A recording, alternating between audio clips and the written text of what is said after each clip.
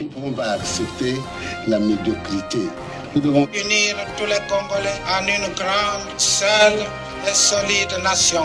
Ensemble, mes frères, mes sœurs, nous allons commencer une nouvelle lutte sublime qui va mener notre pays à la paix. Un pays toujours plus beau, toujours plus prospère. Ne jamais trahir le Congo et son peuple. Et de résister avec la dernière énergie contre toute tentative de nous imposer un gouvernement quelconque qui n'ait pas de base de légitimité populaire. Que Dieu bénisse la République démocratique du Congo, son peuple et tous ceux qui l'ont choisi comme pays de résidence. Pourquoi est-ce que la croissance démographique des Noirs est-elle si importante pour Bill Gates et l'OMS?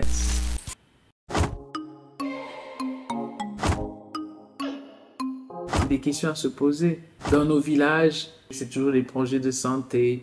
On doit nous vacciner contre ceci, nous vacciner contre cela. Puis du coup, vous allez voir qu'il y a une épidémie qui déclenche dans les villages. Et puis l'OMS va envoyer une délégation. On a l'impression que plus on combat les épidémies, plus on en a. La guerre contre la pauvreté, plus on combat la pauvreté, plus on a la pauvreté. On combat la drogue, plus la drogue augmente. On combat les armes, plus les armes augmentent. On combat la faim, plus la faim augmente. On a l'impression que ceux qui combattent la chose, ce sont ceux-là même qui font perpétrer cette chose-là. Donc, il faut se poser certaines questions. Je suis vraiment satisfaite et contente du fait qu'il y a conscientisation sur toute la planète des Noirs. On a été dispersés partout et il y a une volonté criminelle, diabolique, de pouvoir exterminer les Noirs. Maintenant, vous avez vu le président Vladimir Poutine. Il a sorti une vidéo pour montrer que l'histoire de la Bible, en fait, cette histoire, c'est l'histoire des Noirs. Que tous les personnages dans la Bible étaient noirs. Maintenant, posons-nous la question. Si en effet, comme on nous dit, entre guillemets, si en effet Jésus était blanc, on n'a toujours pas un Jésus blanc, les anges étaient blancs et le diable a toujours été noir. Je pense que nous les noirs, ça ne nous a jamais dérangé qu'on représente le diable noir, parce qu'on ne s'est jamais identifié à ce diable-là. Mais si en effet la Bible qu'ils ont changé, ils ont blanchi tout le monde. Donc Jésus est blanc, les anges sont blancs, les disciples sont blancs, les Abraham sont blancs, tout le monde est blanc dans la Bible. Alors si maintenant la vérité, qu'on nous montre en fait que tout le personnage dans la Bible était noir, alors finalement le diable a quelle couleur? Vous êtes les juges. À vous le verdict. Ici à la Cour suprême, nous n'avons que la vérité comme verdict acceptable. Pour vous montrer l'extermination, ce que l'extermination ou le grand remplacement des peuples bantous, nous serions aujourd'hui en RDC, en République démocratique du Congo, si Léopold II n'avait pas tué 15 millions, nous serons aujourd'hui 450 millions, disons la troisième démographie puissante au monde, derrière l'Inde et la Chine. Donc, l'idéologie de Léopold II, comme je vous dis que c'était un Khazar, c'était du grand remplacement. Il avait même fait son idéologie du grand remplacement sous le titre de Aperire Terram Gentibus. Voilà le titre sur lequel Léopold II avait fait son grand remplacement, qui veut dire ouvrir ses territoires aux vrais gens. Donc les autres ne sont pas des vrais gens. Donc les gens là, ça se traduit par les gens, les personnes vraies.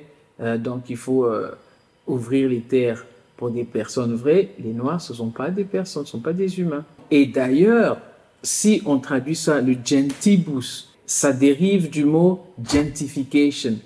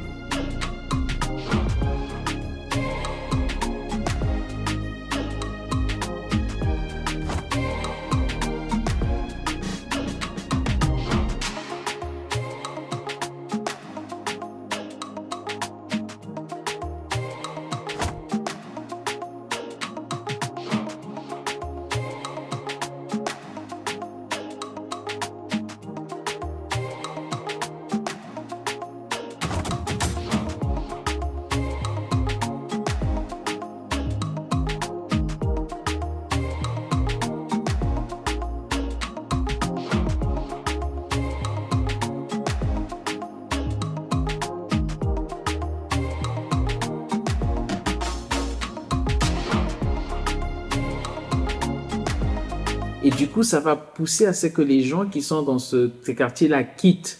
Donc, ils sont obligés de quitter et ils font exprès, hein, parce qu'ils font ça dans beaucoup d'endroits. Donc, ils vous poussent à aller dans un coin. Donc, qu'est-ce qu'ils viennent? Ils vous arrachent ces terres-là en créant ce système d'augmenter le prix, de construire de nouvelles maisons. Et du coup, le quartier devient très cher. Et comme ça, ils coupent et ils délimitent les frontières des districts, des villes comme ça, en leur avantage. Ils font ça généralement pour la politique. Ils font ça aussi pour des raisons financières, ainsi de suite. Et comme ça, vous êtes dans des coins où vous n'avez pas des ressources. Vous avez par exemple des restaurants qui sont des fast-food seulement dans ces coins-là. Et c'est vraiment, parfois le gouvernement ne s'occupe pas de vous dans ce coin-là. Vous n'avez pas des bénéfices. Donc, qu'est-ce qu'ils font? C'est toujours arracher des terres. Vous poussez les gens à aller ailleurs. Donc, ils viennent vous arracher des terres, mais ils utilisent des canaux qui sont un peu sophistiqués. Pour comme ça, vous n'allez pas, ça sera pas évident que voilà, ils sont venus arracher les terres. Donc, vous voyez qu'il y a cette guerre qui nous est imposée. C'est-à-dire que eux, ils se disent qu'ils sont la classe élite contre les élus. Parce que eux, ils se disent qu'ils sont les élus. En même temps, ils sont les élites. Ils veulent pas accepter que nous sommes le peuple élu. Donc, ils veulent nous arracher ce titre-là à tout prix. Donc, ils contestent le titre des Noirs, que les Noirs sont des élus. C'est pour ça qu'ils sont en train de nous combattre. Alors, ces Khazars-là, évidemment, ils trouvent toujours des gens pour faire leur sale boulot. Hein? C'est-à-dire qu'en Afrique, parmi les Kamites et les Sémites, c'est pas tout le monde qui fait la guerre ou qui veut détruire son frère, ainsi de suite. Mais les Khazars trouvent des sous-traitants. Donc, par exemple, ici à côté, ils opèrent par sous-traitance avec Kagame, le Rwanda. Kagame, en 20 ans, il a tué 12 millions de Congolais. Donc, quand vous additionnez 15 millions sous Léopold II et 20 millions sur Kagame, ça fait 35 millions de Congolais tués. Comparativement, c'est-à-dire qu'il n'y a nulle part dans le monde, hein, on a tué autant de personnes, nulle part. Et avant nous, la Russie avait perdu 24 millions de leur population pendant la guerre de 40-45. Donc vous comprenez pourquoi la Russie, il y a cette fraternité, où il y a ce désir de travailler avec l'Afrique, parce que la Russie n'a jamais colonisé personne. Mais eux, ils ont aussi perdu 24 millions de leur peuple pendant la guerre de 40-45. Donc on a perdu 35 millions, les Russes, ils ont perdu 24 millions. Donc, nulle part au monde, il y a eu autant de morts comme chez nous. C'est fait exprès. C'est-à-dire qu'on va nous exterminer. Si ce n'est pas par les armes, par les maladies, par les épidémies, par la technologie, on va trouver tous les moyens que les Khazars sont en train d'utiliser parce qu'ils veulent faire leur grand remplacement, leur projet de prédation du grand remplacement et l'extermination du peuple bantou. J'appelle à la conscience de tous mes frères et sœurs. Partout où vous êtes dans le monde, vous le savez. Partout où vous êtes dans le monde, soyons conscients, comprenons les enjeux de l'ère, comprenons les enjeux de l'heure, comprenons ce qui se passe. Nous le savons déjà, et je sais que beaucoup d'entre vous le savent déjà. Il y a une conscience de vouloir exterminer tout le peuple bantou. Et je dis tous les peuples bantous, hein, le peuple de la Basse-Éthiopie, donc selon la Bible, ça veut dire que de la Côte d'Ivoire, du Ghana, du Bénin, du Nigeria, Cameroun, Ouganda, Kenya, jusqu'en Afrique du Sud. Et d'ailleurs, les Arabes ne sont pas épargnés, hein, car les Arabes sont des Sémites, donc ils vont pas les épargner. Vous savez qu'en Israël, la cohabitation entre les sionistes et les Arabes est impossible. Donc, les sionistes et les Lubavitch, les gens qui essaient de reconstituer Israël, entre eux et les Arabes, la cohabitation elle est très difficile. Donc, d'ailleurs, vous savez que les vrais Arabes sont noirs, les descendants d'Abraham par Ismaël. Je pense qu'on le sait déjà. Mohamed était noir et la mère de Mohamed était d'Éthiopie. Donc, je pense que ceux qui connaissent l'histoire connaissent l'histoire. Donc, il n'y a pas à tourner autour de ça. Alors, parmi les Kamites, hein, parce que j'avais dit, il y a les Kamites et les Sémites. Nous sommes des Sémites et il y a des Kamites. Alors, parmi les Kamites, il y a les Maliens, les Nigériens et les Burkinabés qui luttent, eux luttent en ce moment pour la libération de l'Afrique. Mais il y a des Tutsis cananéens, des Kamites, au pouvoir, par exemple en Ouganda, au Rwanda et au Kenya, qui sont ceux-là sous-traitance, sont des sous-traitants de l'Occident en Afrique. Donc, vous allez voir partout, des pays africains où il y a des Tutsis au pouvoir, ce sont ceux-là qui créent des problèmes. Au Burundi, par exemple, il y a des Tutsis, mais ils ne sont pas au pouvoir. On n'a pas de problème avec le Burundi. Mais maintenant, vous avez vu au Kenya, le président kenyan, vous venez de voir dans les news, il est aux États-Unis, lui c'est un Tutsi. Même s'il est kenyan, mais il est Tutsi.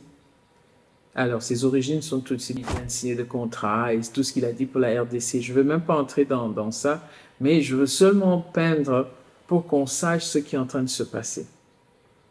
Il y a une volonté d'exterminer le peuple bantou, de faire le grand remplacement. Et nous sommes conscients de cela.